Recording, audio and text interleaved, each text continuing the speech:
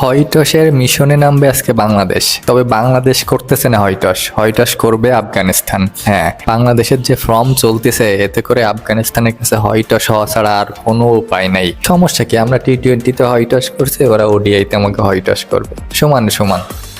কিন্তু এখানে কথা হচ্ছে আমরা যে ওদেরকে টি-20তে হয়টস করলাম সেটা এক প্রকার অনুমেয়ই ছিল, কিন্তু ওরা যে আমাদের ওডিআইতে হয়টস করতেছে এটা কখনোই কল্পনাতেও আনতে পারিনি, এটা অনুমেয় ছিল না।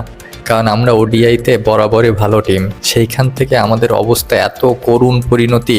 বিগত 11 ম্যাচের ভিতরে 10টা ম্যাচই আমরা হেরেছি। বিগত যে 3টা সিরিজ খেলা হয়েছে 3টাই আমরা হেরেছি। মেহেদী হাসান মিরাজের নেতৃত্বে এই 7-8 ম্যাচের ভিতরে মানে 7টাই হেরেছি, একটা ম্যাচ মাত্র আমরা জিততে পেরেছি। তাতে করে আমাদের টিম ম্যানেজমেন্ট বলুন, আমাদের মিডল অর্ডার ব্যাটসম্যান বলুন, আমাদের লোয়ার অর্ডার যারা আছে তারা বলুন, ওপেনার বলুন, সবাই দায়ী। এই ক্ষেত্রে দায় কারো কম বা কারো বেশি এমন না, সবাই দায়ী, সমান দায়ী।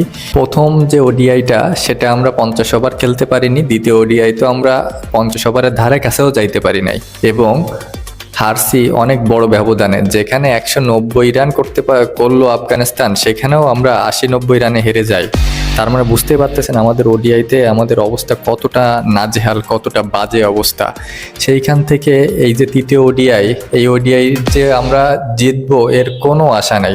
এই ওডিআইতেও আমরা হারতেছি, এইটাই ধরে আমাদের নামতে হবে বা এইটাই ধরে আমাদের দর্শকদের খেলা দেখতে বসতে হবে। কারণ খেলা দেখতে বসবো মানে বসতে চাই না, তারপরও বাংলাদেশের খেলা এখন কি করব, না বসে উপায় নেই, যে দেশের খেলা দেখি কেমন খেলে, শেষ ম্যাচটা তাও দেখতে হয় জোর করে। আমরা যারা ক্রিকেট ভক্ত তাদের হয়ে আমি যদি বলি তাহলে বলতে হয় যে বাংলাদেশের ক্রিকেটের যে নাজেহাল অবস্থা এর জন্য আসলে দায়ী কে?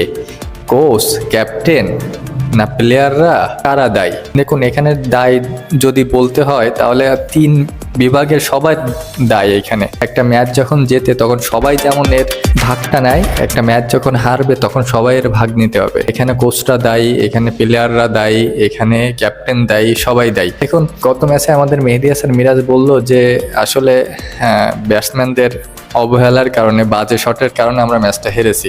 এটা আসলে বাস্তব কথাই, যে ব্যাটসম্যানরা যেভাবে করে বাজে শট খেলে আউট হলো সেটা আসলে কারোরই কাম্য নয়। কি একটা বাজে শট বলবো আমি, মানে কারো কোনো কমন সেন্সই নাই।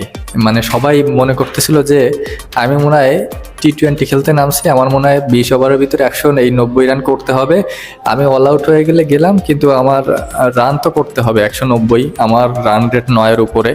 তো এরকম করেই সবাই খেলছে। মানে আমাদের প্লেয়ারদের ভিতরে একটু কমন সেন্স বোধ থাকলে আমরা ম্যাচটা জিতে যেতাম। একটু ধৈর্যশীল, একটু রয়েস হয়ে রাশেদ খানের উপর চার্জ না করে অন্য যারা বলারগুলো ছিল তাদের উপর চার্জ করে একটু খেলে, একটু রয়েস হয়ে খেলে ম্যাচটা ইজি বের হয়ে যায়। রান রেট 4-এরও কম ছিল, সেখান থেকে আমরা ম্যাচটা হেরে গেলাম। যাই হোক, আজকের ম্যাচটা সন্ধ্যা 6টার সময় অনুষ্ঠিত হবে, এবং আমরা যারা এই দর্শক আছি তারাও আজকেও টিভির সামনে যাব, হয়টস হোক, এবং হয়টসের পরে যদি একটা সুমতি ফেরে সেই আশাই করব, এবং হয়টস যাতে না হয়, যাতে করে একটা ম্যাচ আমরা অন্তত ওডিআই জিততে পারি সেই আশাই করব। আপনি কি মনে করেন অবশ্যই জানাবেন, ভালো লাগলে পাশে থাকবেন। ধন্যবাদ।